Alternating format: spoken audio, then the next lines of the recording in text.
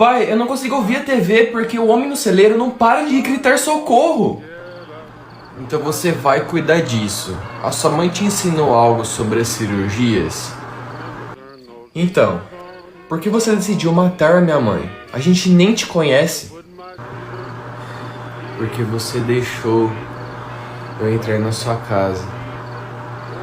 Você vai me matar agora, certo? Por que eu faria isso? Você é meu único amigo. E minha mãe era uma ótima cirurgiã. E ela me ensinou a cuidar de animais direitinho. Então fica tranquilo, porque eu vou cuidar muito bem de você. Não se preocupe, pai. Ele não vai mais fazer barulho.